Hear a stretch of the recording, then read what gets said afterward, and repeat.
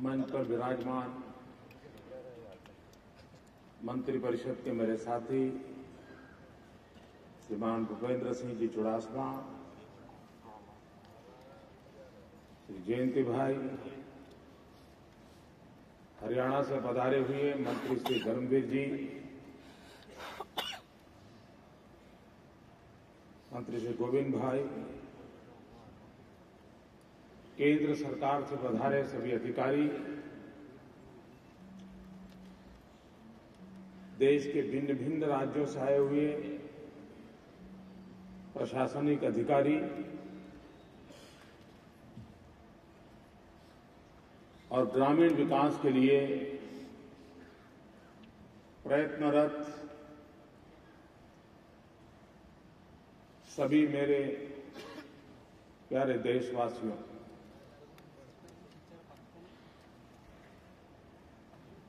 आज इस महात्मा मंदिर में एक लघु ग्रामीण भारत का मुझे दर्शन हो रहा है।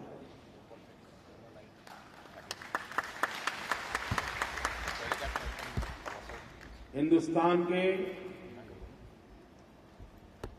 26 राज्यों से और 4 केंद्र शासित प्रदेशों से करीब 5000 प्रतिनिधि इस समारोह में मौजूद है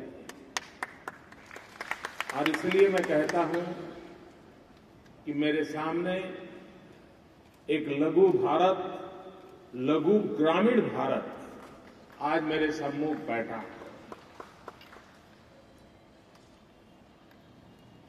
सरदार पटेल, महात्मा गांधी, दयानंद सरस्वती,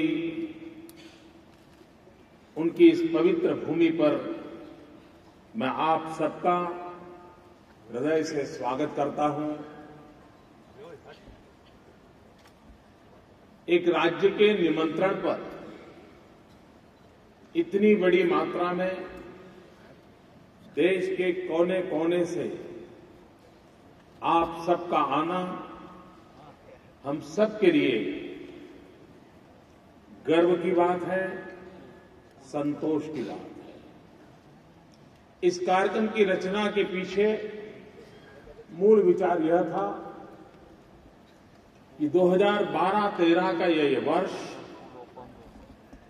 पंचायती राज व्यवस्था की गोल्डन जुबिली का ईयर है। आज से 50 वर्ष पूर्व गुजरात ने पंचायती राज व्यवस्था को लागू करने की दिशा में कदम उठाए थे और जब भी पंचायती राज व्यवस्था की बात आती है तब बलवंत राय मेहता का नाम सबसे ऊपर दिखाई देता है, जिनके नेतृत्व में, जिनकी सोच के कारण पंचायती राज व्यवस्था का एक खाका खड़ा हुआ और धीरे धीरे वो विकसित होता गया। आज देश के सभी इस क्षेत्र में काम करने वाले लोग मिल बैठ करके हम पंचायती राज व्यवस्था को और अधिक सुदृढ़ कैसे कर सकें, ग्रामीण विकास की हमारी गति को और अधिक तेज कैसे बनाएं, ग्रामीण विकास की हमारी संकल्पना को और अधिक व्यापक कैसे बनाएं, ग्रामीण विकास की हमारी संकल्पना से ग्रामीण जीवन में क्वालिटी ऑफ लाइफ में कैसे परिवर्तन आए, जीवन धोरण, जीवन के मानदंड, उसमें किस प्रकार से नई ऊंचाइयों को हम पार कर सके, इन सभी बातों का हम विचार विमर्श करेंगे और मुझे विश्वास है कि आप सबका अनुभव, आप सबका ज्ञान विविधताओं से भरे हुए हिंदुस्तान के प्रतिनिधि के रूप में आप इस विचार विमर्श से इस क्षेत्र में काम करने वाले हर एक को नई प्रेरणा का अवसर बनेगा, नए उमंग और उत्साह का अवसर बनेगा।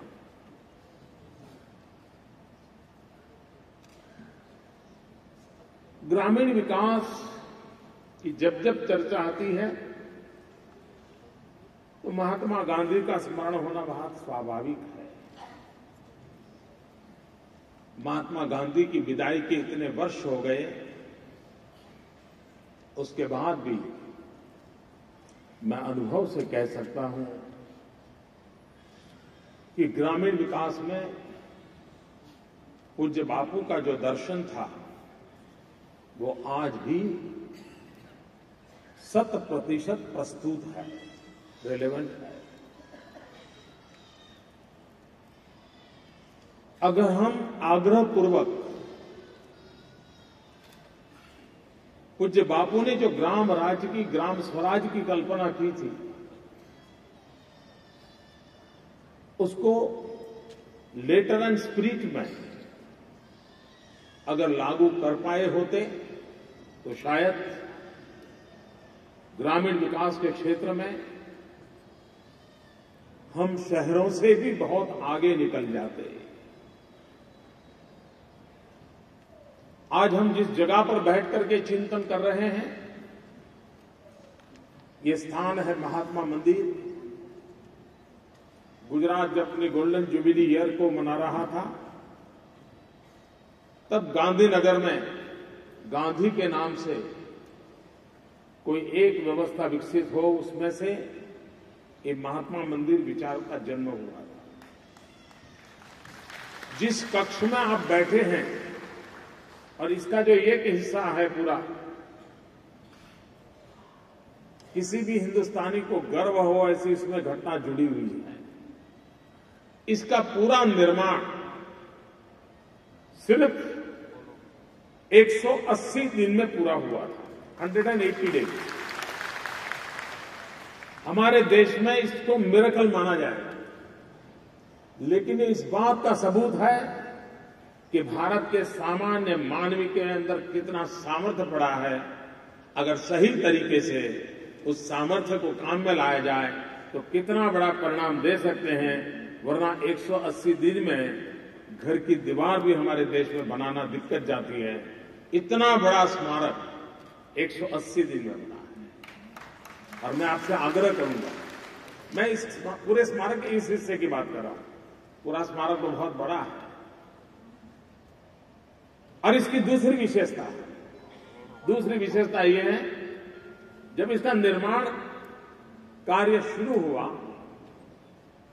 तो जमीन में हमने ईंट रखने से पहले गुजरात के सभी गांवों से सरपंचों को बुलाया और उनसे आग्रह किया कि आप गांव की पवित्र मिट्टी और गांव का पवित्र जल लाकल में इसमें डालिए। हमने सभी राज्यों से प्रार्थना की थी, वहां की पवित्र नदी का जल और उस राज्य की मिट्टी। हमने दुनिया के उन सभी देशों में प्रार्थना की थी जहां कोई कोई हिंदुस्तानी रहता है, वहां की पवित्र नदी का पवित्र जल और वहां की मिट्टी एक प्रकार से इस भवन के नीचे जमीन में हिंदुस्तान के सभी राज्यों का, गुजरात के सभी गांवों का, दुनिया के सभी देशों की पवित्र मिट्टी और जल इसमें समाहित है। क्योंकि गांधी एक विश्व मानव थे, गांधी एक विश्व मानव थे और इसलिए उनकी स्मृति में महात्मा मंदिर बन रहा है। तो विश्व का भी किसी न किसी रूप में इसके अंदर कोई न कोई जुड़ाव होना चाहिए। उस कल्पना को साकार करने का हमने प्रयास किया था। उसी प्रकार से अभी आपने एक फिल्म देखी, सरदार पटेल स्टैच्यू हम बनाने जा रहे हैं। ये दुनिया का सबसे बड़ा स्टैच्यू बनेगा। स्टैच्यू ऑफ लिबर्टी से इसकी ऊंचाई 2 गुना ज्यादा होगी। और सरदार पटेल 3 बातों से हम कभी भी भूल नहीं सकते। वे एक लौह पुरुष थे, वे किसान थे और उन्होंने देश की एकता के लिए अभिगिरत काम किया था। और इसलिए उस स्टैच्यू का नाम दिया है स्टैच्यू ऑफ यूनिटी। देश को एक किया उन्होंने। सारे राजा महाराजाओं को हिंदुस्तान की मुख्य धारा में ला दिया। जो किसान थे, महात्मा गांधी के आंदोलन में किसानों को जोड़ने का बहुत बड़ा काम उन्होंने किया था। बारडोली का सत्याग्रह आज भी दुनिया में मशहूर है। और वे लोह पुरुष थे, वो मक्कम निर्धार करने वाले महापुरुष थे। और इसलिए सरदार पटेल स्टैच्यू का निर्माण होगा, उसमें भी हम पूरे हिंदुस्तान को जोड़ना चाहते हैं, किसान को जोड़ना चाहते हैं और लौह पुरुष का स्मरण दिलाना चाहते हैं। और इसलिए तय किया है कि स्टैच्यू ऑफ यूनिटी बनेगा, उसके पूर्व हिंदुस्तान के सभी गांवों से हम लोहा दान में मांगेंगे। हर गांव से एक पीस, 7 लाख गांव है, 7 लाख गांवों से 7 लाख लोहे का टुकड़ा मांगेंगे। लेकिन लोहा वो नहीं कोई कहे कि हमारे गांव में बहुत पुरानी तलवार है, ले जाओ, नहीं। कोई कहे हमारे गांव में एक तोप है, ले जाइए, पूरा सरदार साहब का स्टैच्यू एक ही तोप से बन जाएगा, नहीं। हमें तो वो लोहा चाहिए जो किसान ने अपने खेत में खेती करने के लिए औजार के रूप में उपयोग किया है, उसका टुकड़ा चाहिए। क्योंकि वो किसान थे, क्योंकि वो लौह पुरुष थे, क्योंकि हिंदुस्तान की एकता का काम किया था, इसलिए 7 लाख गांवों से लोहा इकट्ठा करके उसको हम मेल्ट करके फिर उसका उपयोग पूरे प्रोजेक्ट में हम करना चाहते हैं, ताकि हर हिंदुस्तानी को लगे इतने बड़े भव्य स्मारक में कहीं न कहीं मेरा गांव भी उसमें मौजूद है। ये एक राष्ट्रीय एकता की भावना जगाने का प्रयास स्टैच्यू ऑफ यूनिटी के साथ हम कर रहे हैं। 31 अक्टूबर के बाद गुजरात के सभी गांवों तक हम पहुंचने का प्रयास करने वाले हैं। सभी राज्यों से हम मदद मांगने वाले हैं, हर गांव के लोगों से मदद मांगने वाले हैं और उसके माध्यम से एक महान कार्य भारत माता के चरणों में समर्पित करने का हम लोगों का प्रयास है। महात्मा गांधी ग्रामीण स्वराज्य के लिए, ग्राम राज्य के लिए बहुत ही यानी दीर्घ दृष्टि के साथ हम सबका मार्गदर्शन किया था। गांधी का आग्रह रहता था गांव में सफाई, गांव में शिक्षा, गांव में आरोग्य, गांव में अस्पृश्यता से मुक्ति, गांव में रोजगार, स्वावलंबन। ये मूलभूत बातें थी जो महात्मा गांधी ने लगातार हमें कही थी। आज भी हम गांधी की इन बातों को लेकर के चले और उसी को अगर बल दें तो मैं नहीं मानता हूं कि गांव से लोग शहर की ओर जाने के लिए कभी सोचेंगे। ऊपर से शहर से लोग गांव की तरफ जाने की दिशा में प्रयास करेंगे, ऐसा मेरा विश्वास है। हमने गांवों को अधिकार देने पड़ेंगे। गांवों को हमने आर्थिक निर्णय की प्रक्रिया में जोड़ना पड़ेगा और मुझे हमारे यहां गुजरात में पहले ग्राम पंचायत को कुछ खर्चा करना होता था तो काफी समय चिट्ठी चपाटी में चला जाता था। हमने एक निर्णय किया कि 5 लाख रुपए तक कोई भी काम करना है तो ग्राम सभा खुद तय करें और आगे बढ़े।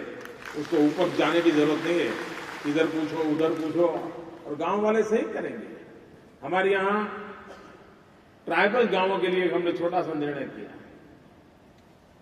गुजरात पैटर्न के नाम से आज भी वो पूरे देश में प्रसिद्ध है और जहां जहां पर ट्राइबल इलाके के गांवों का विकास की बात होती है तो गुजरात पैटर्न को एक मॉडल के रूप में, एक मानदंड के रूप में लिया जाता है। उस गुजरात पैटर्न के अंदर हमने बजट ट्राइबल एरिया डेवलपमेंट के लिए अलग से दिया है और हर ट्राइबल विलेज के अंदर कमेटियां बनाई है। उन कमेटियों को कहा कि आप निर्णय करो, आपको गांव में क्या चाहिए। गांधीनगर में बैठ करके अगर हम निर्णय करते हैं, हम सोचते हैं कि ये बनाएंगे, गांव वाला कहता है कि हमें इसकी जरूरत नहीं, हमें उसकी जरूरत है। फिर सरकार कहती नहीं, हमने तो निर्णय कर लिया, आपको यही करना होगा, और उसके कारण काम होते नहीं हैं, काम उलझ जाते हैं, पैसे पड़े रहते हैं या तो बेकार चले जाते हैं।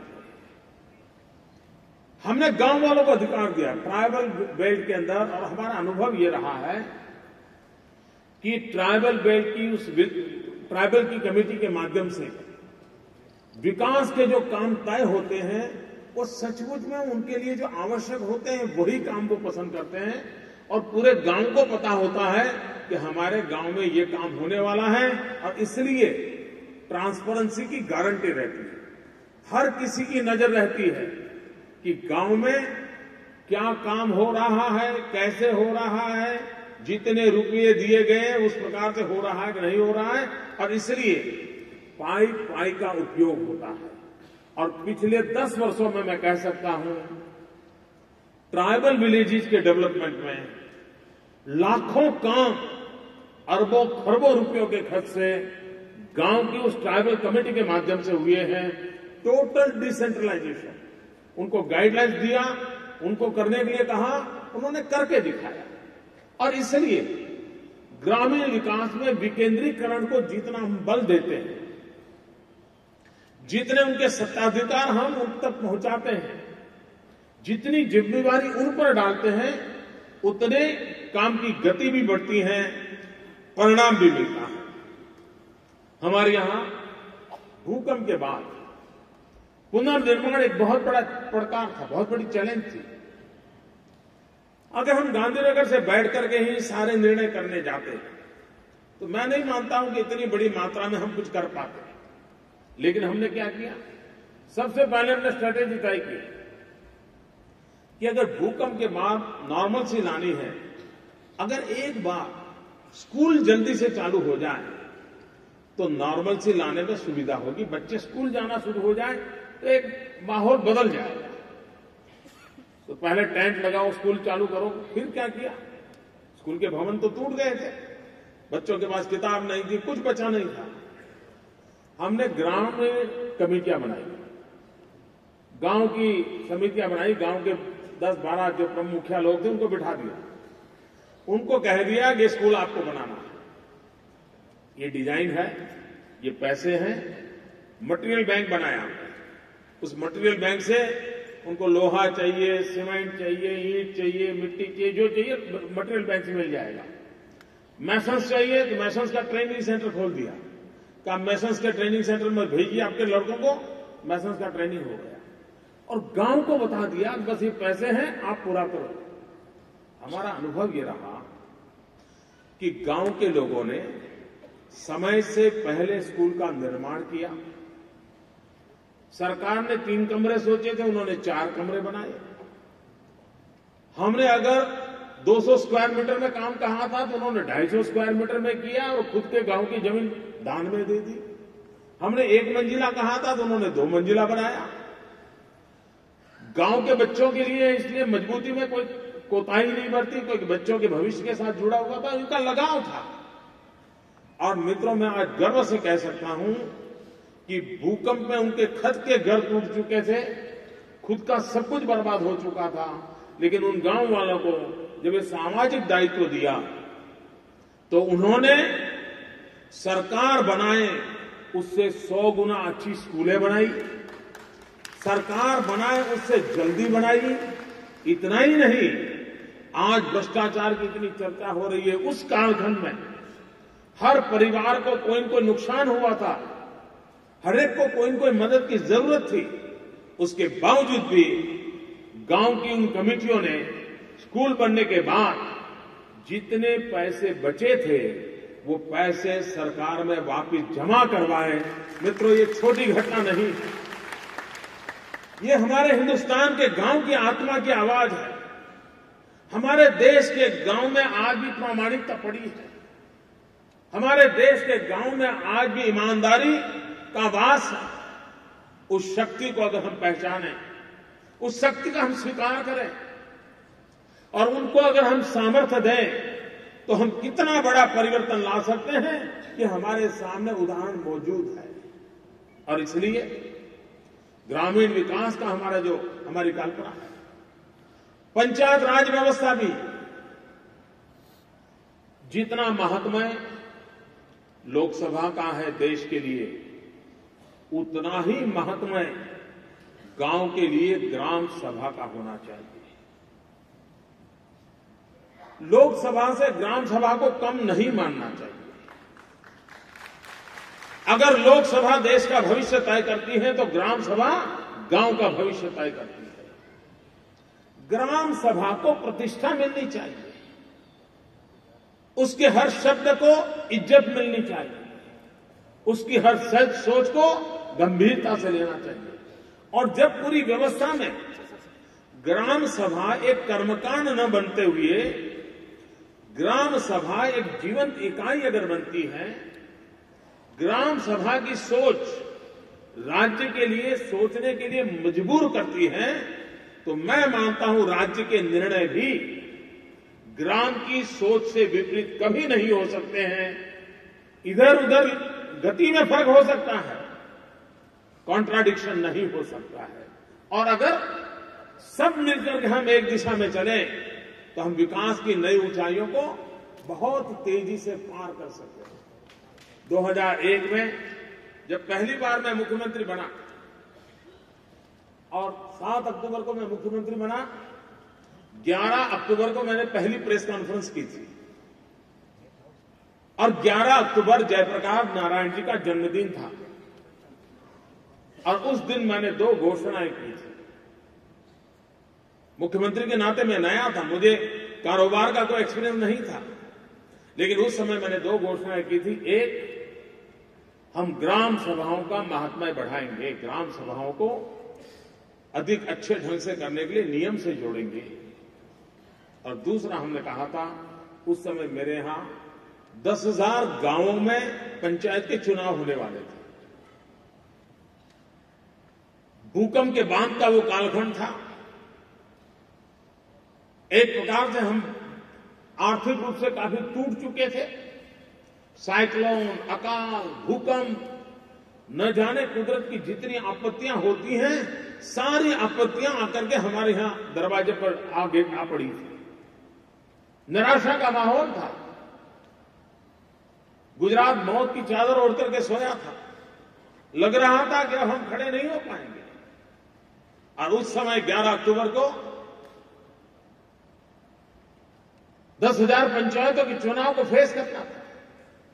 हमने एक छोटा सा विषय रखा था, समरस ग्राम।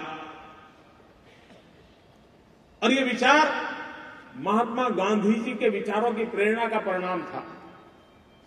आचार्य विनोबा भावे इसी बात को लगातार कहते थे कि लोकसभा का चुनाव होता है तो गांव दुश्मनी में नहीं बदलता है, असेंबली का चुनाव होता है तो गांव में दुश्मनी के बीज नहीं बोए जाते, लेकिन जब पंचायत का चुनाव होता है तो गांव में हर घर में दुश्मनी के बीज बोए जाते हैं।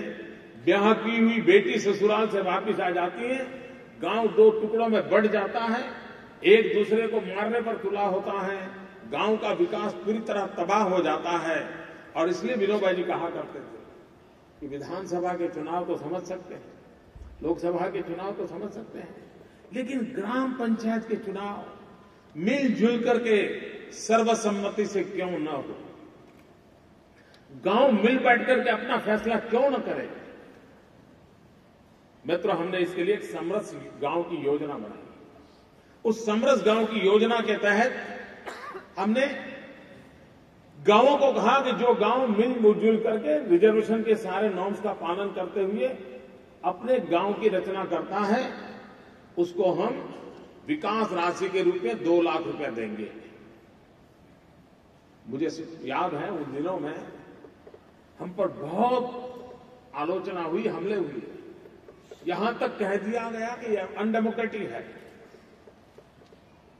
मैं नया था मुख्यमंत्री, चारों तरफ से आक्रमण हुआ था, सब लोगों ने इसको मौका देकर के मैदान में आए थे। ईश्वर कृपा से मैं डिगा नहीं, हम सरदार पटेल की मिट्टी की संतान है,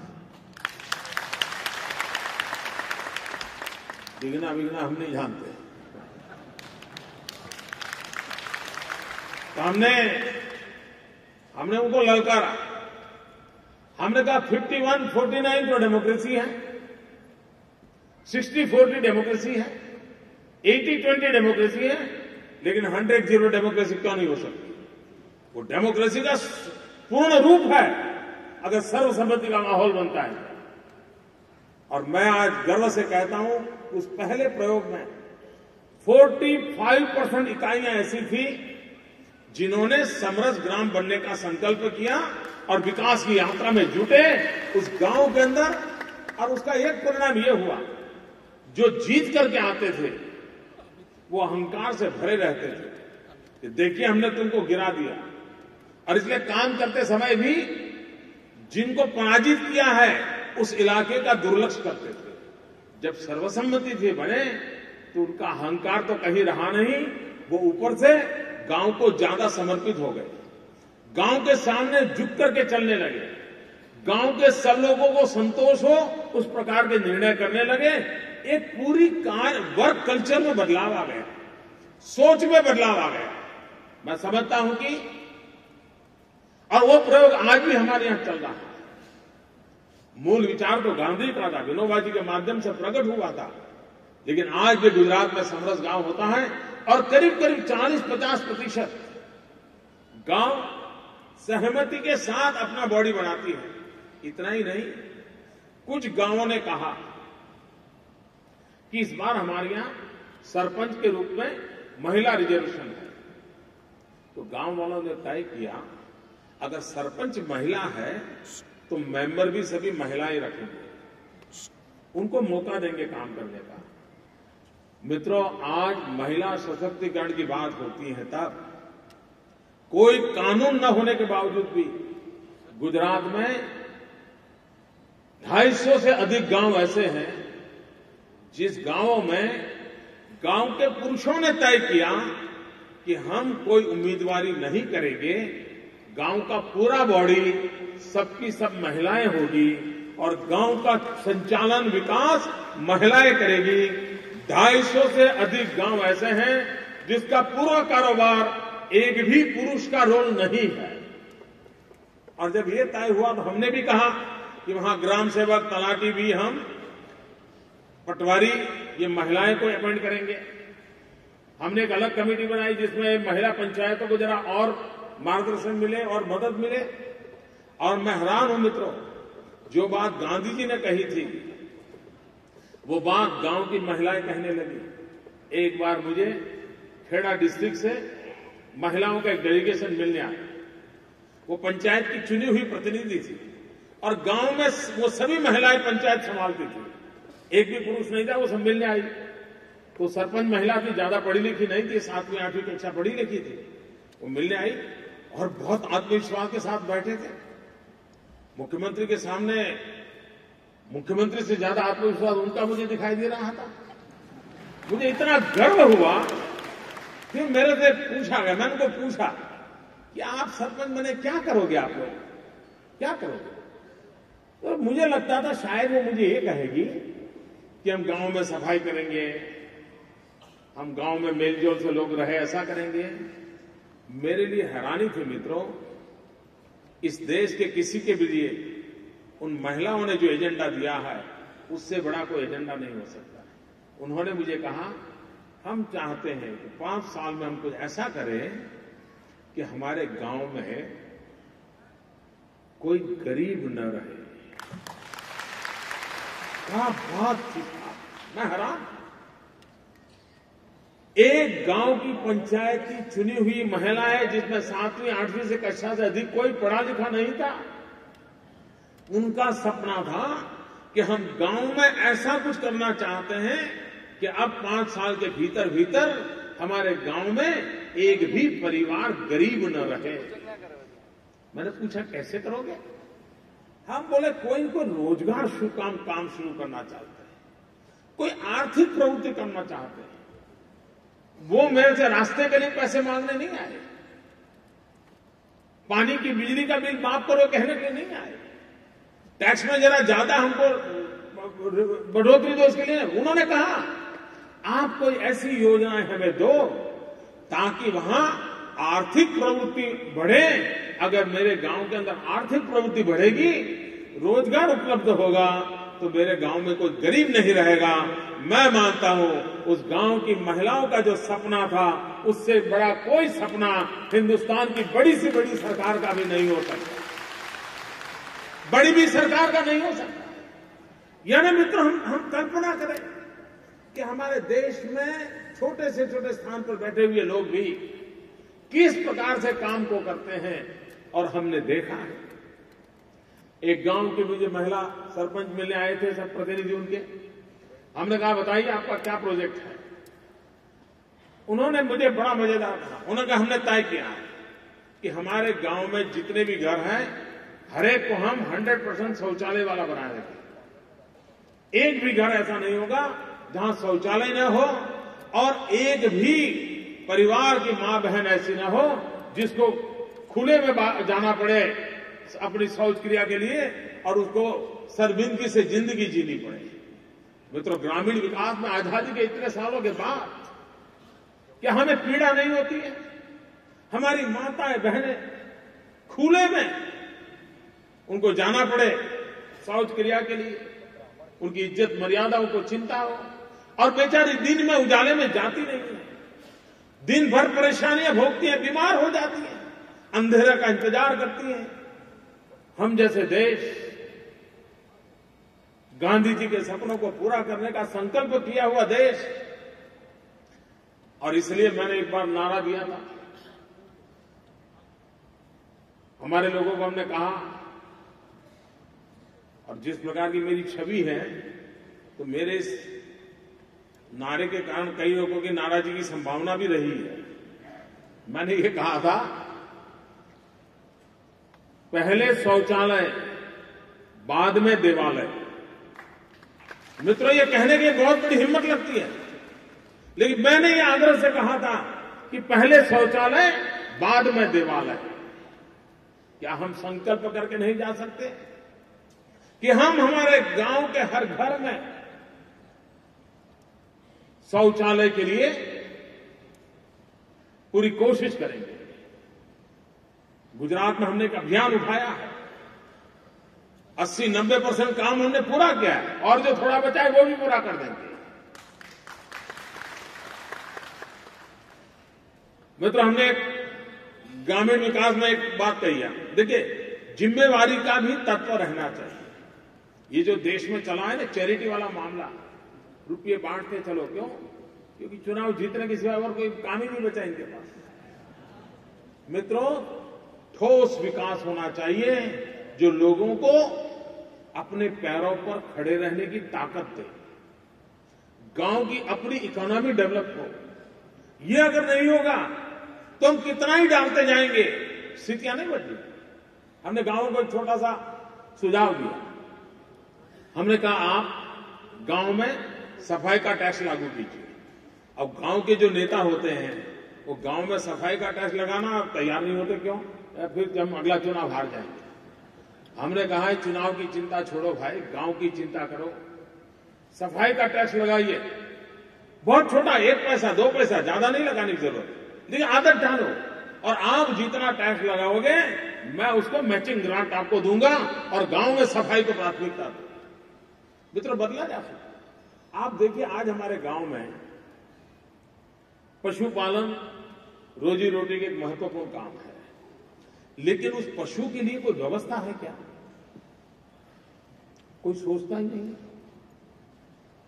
और पशु के लिए व्यवस्था न होने के कारण पूरे गांव की व्यवस्था अव्यवस्था में परिवर्तित हो जाती है। हमने एक छोटा सा प्रयोग शुरू किया है,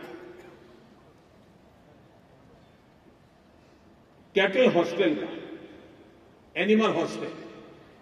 अब बच्चों को हॉस्टल हो ये तो लोग समझ सकते हैं, पशु का भी छात्रालय हो सकता है क्या?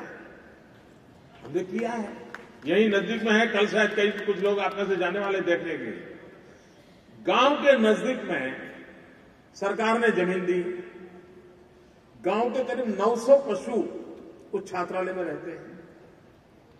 अब घर के बाहर एक भी पशु खड़ा नहीं। पहले क्या होता था, छोटा सा घर हो, आगे थोड़ी जगह हो, 4 पशु हो तो पशु भी अपना बेचारे दिनक्रम बदल देते, एडजस्टमेंट कर लेते थे, स्टेगरिंग सिस्टम लाते थे। जगह कम होने के कारण 2 पशु खड़े रहते थे, 2 सो जाते थे, फिर 2 खड़े रहते थे, फिर 2 सो जाते थे, ऐसे ही गुजारा करते थे। मित्रों, हम बारीकी से देखें तो उनके अंदर भी कितनी सोच समझ होती है। 2 पशु खड़े रहते थे, 2 सो जाते थे। अब उसके बाद जमीन नहीं थी, किसी और के घर के आगे बांध नहीं सकता था, करे क्या बेचारा। पशु छात्रालय बनाने के कारण सारे गांव के पशु वहां आ गए। महिलाएं जो 24 घंटे बच्चों की चिंता नहीं करती थी, पशु की करती थी। बच्चा उसकी सेकंड प्रायोरिटी था, पशु उसकी फर्स्ट प्रायोरिटी था, क्योंकि दया का भाव भी था, मां का हृदय भी था, और अबोल पशु की चिंता करना उसके संस्कार थे, और आजीविका का साधन भी था। बच्चा बाद में, पशु पहले, ये स्थिति थी। महिला उसमें लगी रहती थी। मित्र, हमने उसमें बदलाव लाया। अब क्या हुआ, वो बेचारी 3-4 घंटे हॉस्टल चली जाती है, वो अपने पशु को संभाल लेती है, दूध दोहना है, खाना है, पिलाना है, बाकी नौकरों से करवा लेती है। वहां सारे पशु छात्रालय के 4 नौकर से चल जाता है काम, और वो महिला पूरा दिन फ्री रहती है। अब वो कोई न कोई आर्थिक प्रवृत्ति करती है, बच्चों की देखभाल करती है, पूरे गांव में सफाई रहती है, आरोग्य के सारी समस्याएं दूर हो गई हैं। ऊपर से हॉस्टल में फर्टिलाइजर, गैस, बिजली, मिल्क प्रोडक्शन, अतिरिक्त गांव की इनकम में 20% इजाफा हुआ, 20%। मित्रों, छोटी बात नहीं है। क्या हम गांव में गोबर बैंक नहीं बना सकते? गांव का सारा गोबर एक बैंक में जमा किया जाए, जैसे पैसे बैंक में जमा करते हैं उस प्रकार से, और साल भर के बाद उस जितना जमा किया है उस हिसाब से उसको फर्टिलाइजर वापस मिल जाए। जमा किया उसमें जो गैस उत्पादन हो, उसकी जो इनकम हो, वो गांव में बांट ली जाए। गांव कैसे सेल्फ सफिशिएंट बने, उस पर हम जितना ध्यान देंगे, हम गांव को आर्थिक प्रवृत्ति का केंद्र बनाना चाहिए। ग्राम राज्य का सपना तब पूरा होता है जब गांव स्वयं आर्थिक प्रवृत्ति का केंद्र बने, उत्पादन का केंद्र बने। मित्रों, आज हिंदुस्तान का मैन्युफैक्चरिंग सेक्टर शहरों में ही सीमित होता चला गया है, और लोगों को भी लगता है कि ये ठीक है। भाइयों बहनों, अगर भारत जैसे देश का विकास करना है तो हमने लघु उद्योगों के माध्यम से, कॉटेज इंडस्ट्री के माध्यम से गांवों के अंदर पूरी जान बिठानी पड़ेगी, और उसके लिए उनको जो चाहिए, अगर वो वहां पहुंचता है तो मार्केट की सुविधाएं उपलब्ध कराना मुश्किल काम नहीं है। लेकिन अगर स्किल हो, रिसोर्स हो, रॉ मटेरियल हो, इंफ्रास्ट्रक्चर हो, सफिशिएंट पावर सप्लाई हो, तो गांव की ताकत है। गांव देश के विकास में बहुत बड़ा कंट्रीब्यूशन कर सकता है, और खेती के सिवाय भी अनेक काम गांव में किए जा सकते हैं। अब देखिए, हमारे यहां 24 घंटे बिजली देने का काम हुआ, ज्योति ग्राम योजना, और मुझे खुशी है कि मध्य प्रदेश ने भी अटल ज्योति के नाम से उसी काम को आगे बढ़ाया। आज मध्य प्रदेश भी शायद निकट भविष्य में सभी गांवों में 24 घंटे बिजली देने में सफल हो जाएगा। कई जिलों में यह काम उन्होंने पूरा कर दिया। गांव में बिजली जाती है, वो बिजली सिर्फ उजाला लेकर के आती है ऐसे नहीं, वो जीवन का नया दर्शन लेकर के आती है, जीवन में एक नई ज्योत प्रगटाने आती है। हमने जब ज्योति ग्राम योजना का लोकार्पण किया तो उसके साथ हमने बिजली के माध्यम से किन किन टेक्नोलॉजी को ग्रामीण विकास में लाया जा सकता है उसके निदर्शन किए। कुम्हार जो मेरा पहले बेचारा हाथ से काम करता था, अब बिजली का उपयोग करने लगा। धोबी पहले कोयले जलाता था, बिजली का उपयोग करने लग गया। हर कारपेंटर वगैरह सब बिजली के उपयोग से, साधनों के माध्यम से अपनी प्रोडक्टिविटी बढ़ाने लगे। गांव के जीवन में बिजली आने से मूल्य वृद्धि की सुविधा बढ़ने लगी। किसान भी पहले हरी मिर्ची पैदा करता था, अब लाल मिर्ची बना करके, लाल मिर्ची का पाउडर बना करके पैकेट में पैक करके बेचने लग गया। जो चीजों से वो 3 लाख रुपया कमाता था वो 20-22 लाख रुपया कमाने लग गया। मित्रों, मूल्य वृद्धि खेती के क्षेत्र में कैसे हो, उस पर हम किस प्रकार से किसानों को बल दें। दूध है, दूध बेचे तो पैसा कम आता है, दूध की मूल्य वृद्धि करें, उसकी कोई प्रोडक्ट बनाएं, पैसे ज्यादा मिलते हैं। पोटैटो बेचे, कम पैसा मिलता है, वेफर बेचे, ज्यादा पैसा मिलता है। आम बेचे, कम पैसा मिलता है, आम का अचार बना के बेचे, ज्यादा पैसा मिलता है। किसान आसानी से मूल्य वृद्धि कैसे कर सके, और पूरा ग्रामीण अर्थकारण को हम जितना बढ़ावा देंगे उतना ही हमारा देश समृद्ध होने वाला है। बेरोजगारी का बोझ गांव खुद रोजगारी में परिवर्तित करते, आर्थिक बोझ गांव सहन कर सके, इतनी ताकत पड़ी हुई है। मित्रों, कानून में भी बहुत बड़े सुधारों की आवश्यकता है। आप में से कई लोगों को पता नहीं होगा, हमारे देश में कानून है, नियम है, लेकिन पिछले 60-70 साल में किसी भी सरकार ने इस नियम का पालन नहीं किया है, उस परंपरा को नहीं निभाया, और देश का दुर्भाग्य है कि इस पर किसी ने आवाज नहीं उठाई। जमीन के संबंध में जितने भी कानून और व्यवस्थाएं विकसित हुई वो टोडरमल के सुधारों के नाम से जानी जाती है।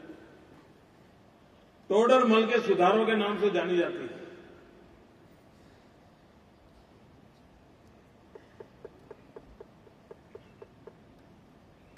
एक परंपरा और नियम है, हर 30 साल में एक बार जितनी भी जमीन है उसको नापना चाहिए, जमीन के टुकड़े की दिशाएं तय होनी चाहिए, उसका क्षेत्रफल तय होना चाहिए, उसकी मालिकी तय होनी चाहिए, उस जमीन की क्या हद है वो जानना चाहिए। हर 30 साल में एक बार होना चाहिए। आज मेरे दुख के साथ कहना है मित्रों, पिछले 100 साल से हिंदुस्तान में ये काम नहीं हुआ है। उसके कारण आज से 50 साल पहले जहां खेत था और कभी नदी ने रास्ता बदल दिया और वहां नदी बन गई, खेत की जमीन चली गई, लेकिन सरकारी दफ्तर पर आज भी खेत है, नदी नहीं है। क्यों? ये जो काम होना चाहिए नहीं किया। मित्रों, आज मैं संतोष के साथ कहता हूं, गुजरात पहला राज्य है जिसने जमीन नापने का एक बहुत बड़ा अभियान चला है।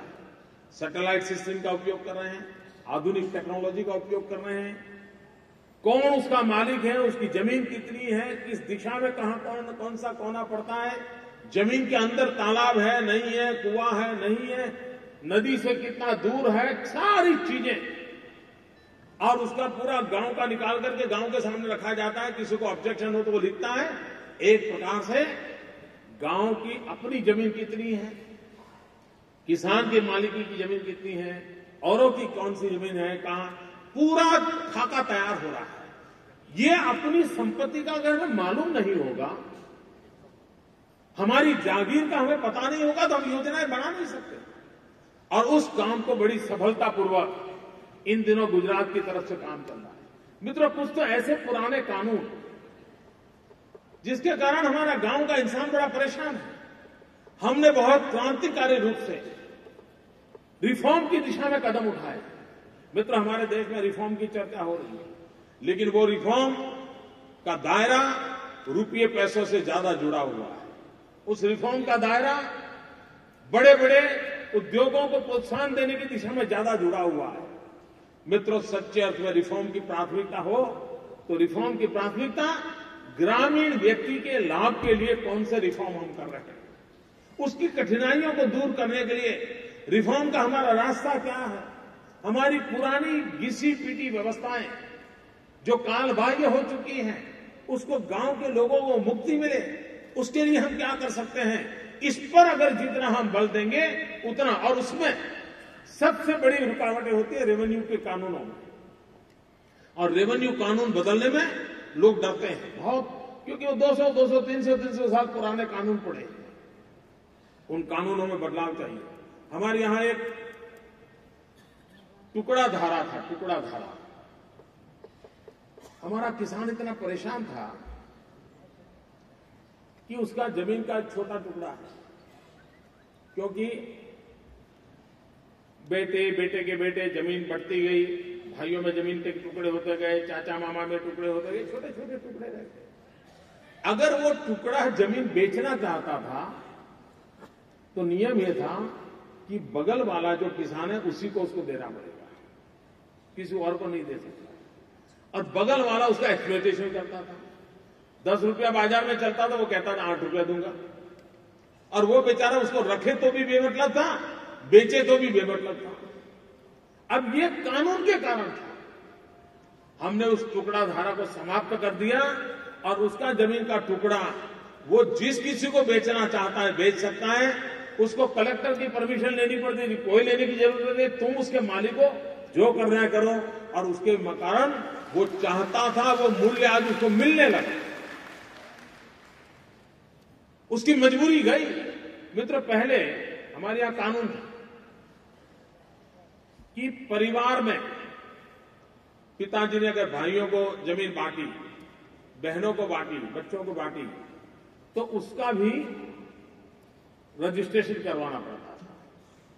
और रजिस्ट्रेशन का भी टैक्स इतना होता था, कभी 10,000, कभी 15,000, कभी 12,000। तो फिर वो किसान सोचता था चलो भी अपन तो भाई बहन हैं, चिट्ठी लिख देते हैं। वो सिर्फ चिट्ठी लिख देते थे, कोई कानूनी कार्यवाही नहीं करते थे। और बाद में 20 साल 25 साल के बाद उनके परिवार में कोई तनाव पैदा होता था तो मामला कोर्ट कचहरी का बनता था, उस कागज को कोई मानता नहीं था। किया क्यों? तो 10-15 हजार रुपया बचाने के लालच में कर दिया, भाई भाई के प्रति भरोसे के कारण कर दिया। वक्त बदलता गया मित्र, उसके कारण इतने परिवारों में कोर्ट कचहरी का टकराव पैदा हो गया। परिवार की पूरी शक्ति वकीलों को फी देने में जा रही है। हमने कानून बदल दिया। हमने कहा कि अगर रक्त का संबंध है, एक ही रक्त के संबंध में जमीन ले बेचनी है तो आपका टैक्स वो नहीं देना पड़ेगा, सिर्फ 100 रुपया फी दे दीजिए, आप अपनी जमीन बदल सकते हैं। सारा काम कागजी हो गया, सारा काम कागजी हो गया। अब परिवारों के अंदर कोई दुविधा नहीं रही। मित्रों, बहुत तेजी से डेवलपमेंट हो रहा है। डेवलपमेंट के कारण जमीन लेनी पड़ती है। रोड्स बनाने हैं जमीन चाहिए, अस्पताल बनाना है जमीन चाहिए, स्कूल बनाना है जमीन चाहिए, लोगों को घर बनाना है जमीन चाहिए। लेकिन कभी कभी जमीन सरकार एक्वायर करती है तो एकाध परिवार ऐसा होता है उसकी सारी जमीन चली जाती है। अब वो बेचारा जाएगा कहां? जिस किसान की 5 एकड़ भूमि हो और 5 एकड़ भूमि किसी प्रोजेक्ट में चली जाएगी तो वो क्या करेगा? हमने निर्णय किया कि जिस दिन उसकी जमीन लेंगे उसी दिन उसका किसान होने का हक का एक एक्स्ट्रा पत्र उसको मिले। भले उसके पास जमीन नहीं है लेकिन किसान होने का उसका हक जारी रहेगा। और 2 साल के भीतर भीतर नजदीक में वह कहीं पर भी अगर वो जमीन ले लेता है तो आजीवन किसान के रूप में परिवर्तन होगा। किसान के उसके हक कोई छीन नहीं सकता, ये व्यवस्था है। और उसके कारण आज हमारे किसानों को पैसा भी मिल रहा है, किसान होने का हक भी चालू रहता है। और कहीं न कहीं सस्ती जमीन लेकर के पहले अगर 5 एकड़ भूमि है तो आज वो 15 एकड़ भूमि का मालिक बनता चला जा रहा है। अगर सरकार सामान्य मानवीय की आवश्यकताओं की पूर्ति करो, विशेष करके जमीन के कानून, इन जमीन के कानूनों को जितना सरलीकरण हम करें, जितना तेजी से हम रिफॉर्म करें, हमारे किसानों को जितने संकटों से मुक्त कराएं, गांव के काफी झगड़े मुक्त हो जाएंगे। मित्रों, जैसे हमने गुजरात में समरस गांव की कल्पना की, उसी प्रकार से गोकुल ग्राम की कल्पना की। उस गोकुल ग्राम के तहत हमने गांव के इंफ्रास्ट्रक्चर पर बल दिया। मिनिमम 8-10 आइटम तय किए। हर गांव में पंचायत का घर होना चाहिए, हर गांव में पंचायत घर तक जाने का रास्ता होना चाहिए, हर गांव में पंचवटी होनी चाहिए, हर गांव में पीने के पानी की, ऐसे 8-10 इंफ्रास्ट्रक्चर से संबंधित पैरामीटर तय किए। हर गांव में गोकुल ग्राम का काम किया। करीब करीब सभी गांवों में उस काम को हमने पूरा कर दिया। फिर हमने सोचा हमारा गांव आज भले गांव रहा हो, लेकिन गांव के लोगों की सोच अब ग्रामीण सोच नहीं है। ये मूलभूत परिवर्तन हमको समझना पड़ेगा। स्ट्रक्चर वाइज जनसंख्या की दृष्टि से वो गांव है, लेकिन सोच की दृष्टि से वो शहर से पीछे नहीं है। शहर का नौजवान जो सोचता है, गांव का नौजवान भी वही सोचता है।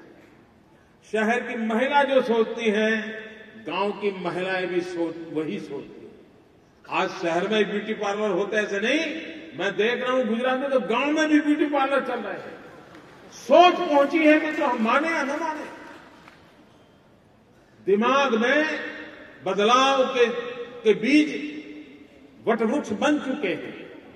और इसलिए हम विकास का जब मॉडल करें, तब ये जो ग्रामीण व्यक्ति के एस्पिरेशंस हैं, उन एस्पिरेशंस को हमने पकड़ना पड़ेगा। उसकी आशा आकांक्षाओं के अनुकूल हमने सुविधाएं विकसित करनी पड़ेगी। हमने ज्योतिग्राम किया, गांव के जीवन में बहुत बदलाव आया। गांव से शहर की ओर जाने की स्थिति में बदलाव आ गया। उसके बाद हमने किया ई ग्राम विश्वग्राम। हिंदुस्तान में गुजरात एकमात्र राज्य ऐसा है कि जिसके हर गांव में ब्रॉडबैंड कनेक्टिविटी है,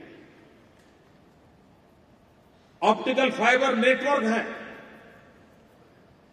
जो सुविधा शहर के लोगों को है, इंटरनेट है, मोबाइल है, कंप्यूटर है, वीडियो कॉन्फ्रेंस है, सारी सुविधाएं आज हमने गांव की दी। आज गुजरात का गांव अमेरिका में बैठे हुए अपने परिवारजनों से स्काइप पे बात करता है, पूरे परिवार के अवसरों को दिखाता है। यहां शादी है, रिश्तेदार अगर अमेरिका में से रह नहीं आए तो ऑनलाइन वो शादी का समारोह में वहां से उनको शरीक कर देता है। ये गांव के जीवन में बदलाव आया, टेक्नोलॉजी का लाभ उसको भी मिला है, उसका परिवर्तन आया। मैंने ऐसे गांव देखे हैं कि जहां के श्मशान में सीसीटीवी कैमरा लगे हैं और वहां पर ऑनलाइन वीडियो कैमरा लगे हैं, और गांव के किसी रिश्तेदार का वहां अग्नि संस्कार हो रहा है और अमेरिका से उसका परिवार नहीं आ सका, तो उस अग्नि संस्कार के अंदर वो अपने गांव से शरीक होता है।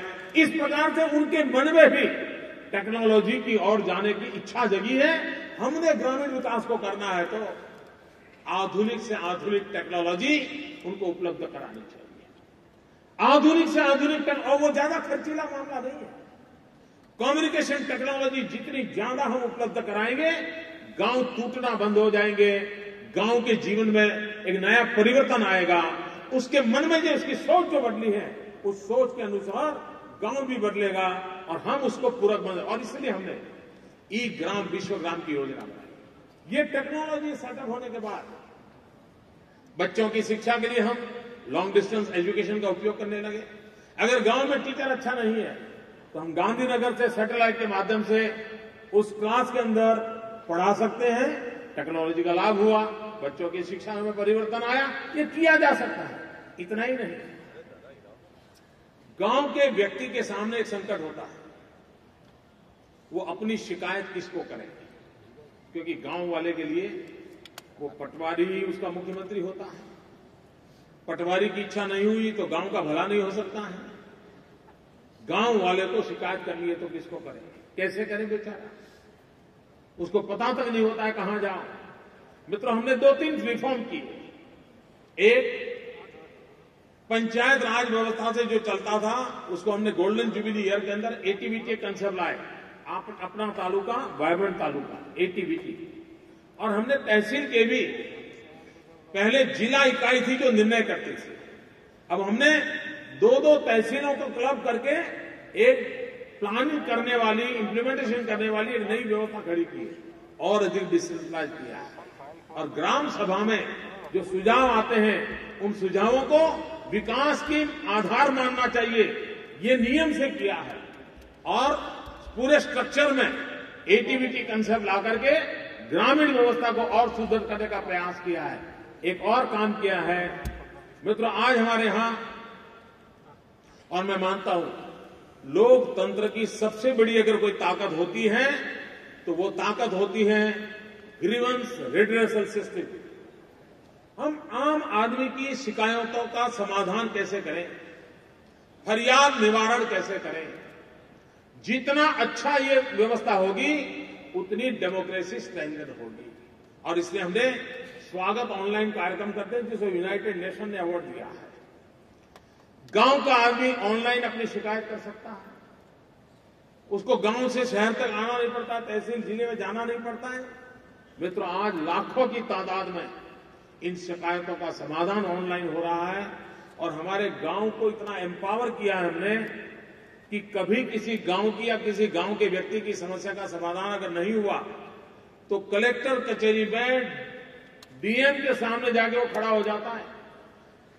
पैर में जूते नहीं होते हैं, फटे कपड़े होते हैं, शरीर गंदा होता है, पढ़ा लिखा नहीं है, लेकिन वो डीएम के सामने, कलेक्टर के सामने आंख में आंख मिला करके बोलता है कि साहब ये करते हो नहीं करते हो, वरना मैं ऑनलाइन जाऊंगा। जैसा वो कहता है ऑनलाइन जाऊंगा, कलेक्टर खड़ा हो जाता है, आइए बैठिए, क्या प्रॉब्लम है आपका। ये ताकत टेक्नोलॉजी की, ये ताकत टेक्नोलॉजी की है।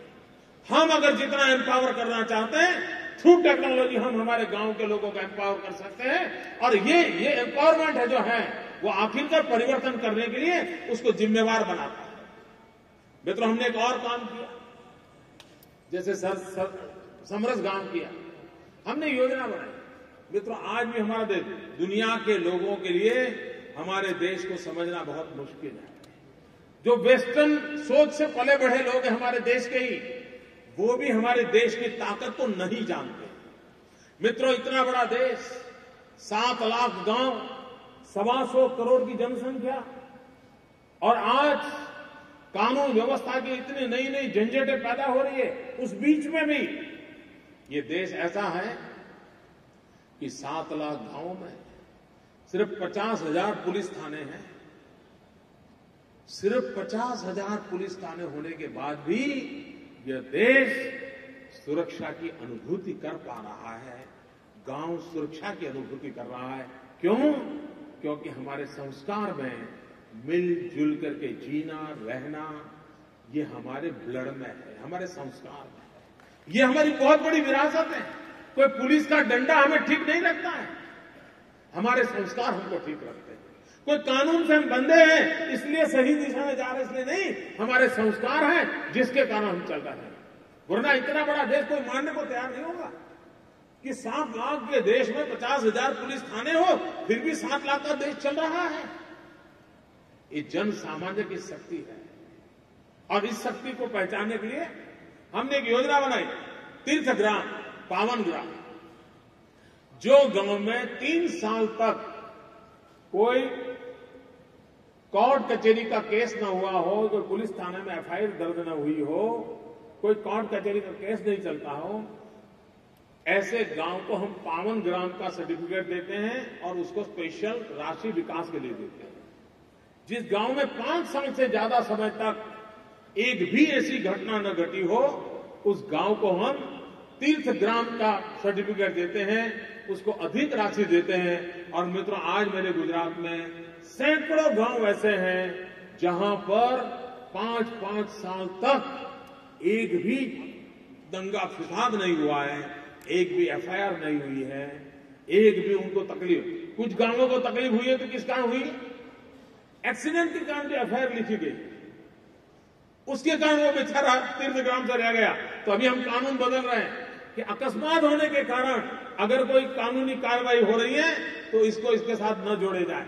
एक्सीडेंट होता है, लेकिन अगर मित्रों हम प्रोत्साहन दें तो लोग सुख चैन से, भाईचारे से जीने के लिए तैयार होते हैं। पावन ग्राम, तीर्थग्राम, ये ऐसी कल्पनाएं हैं जो गांव को नए विकास का मॉडल देती है। मित्रों, अनेक ऐसी योजना है जिन योजनाओं के माध्यम से रिफॉर्म का केंद्र गांव होना चाहिए। रिफॉर्म का केंद्र गांव का सामान्य मानवी होना चाहिए। धन शक्ति, निर्णय शक्ति में गांव को हिस्सेदार बनाना चाहिए। हम जितनी बड़ी मात्रा में इन मूलभूत बातों को लेकर के चलेंगे तो पंचायती राज व्यवस्था के आज 50 साल जब हम मना रहे हैं तब पूरी व्यवस्था सशक्त होगी और हमारा गांव सशक्त होगा, तभी देश सशक्त होगा। हमारा गांव उत्पादन का केंद्र बनेगा तो हिंदुस्तान मैन्युफैक्चरिंग सेक्टर में आगे बढ़ेगा, हमारे गांव में रोजगार की संभावनाएं बढ़ेगी, तभी देश में से बेरोजगारी जाएगी। गांव आर्थिक प्रभु संपन्नता को प्राप्त करेगा, तब हिंदुस्तान प्रभु संपन्नता को प्राप्त करेगा। और इसलिए आर्थिक संपन्नता के लिए भी गांव को इकाई बना करके हम आगे चलते हैं तो हम बहुत बड़ा योगदान दे सकते हैं। इन्हीं शब्दों के साथ फिर एक बार मैं आप सबका स्वागत करता हूं। मुझे विश्वास है कि आज और कल ग्रामीण विकास पंचायती राज व्यवस्था के लिए अनेक नए सुझावों के साथ हम लोग चर्चा विचार करते रहेंगे, अनेक नई बातों की ओर चर्चा विचार करते रहेंगे। फिर एक बार आप सबको बहुत बहुत शुभकामनाएं। भारत माता की, भारत माता की, भारत माता की।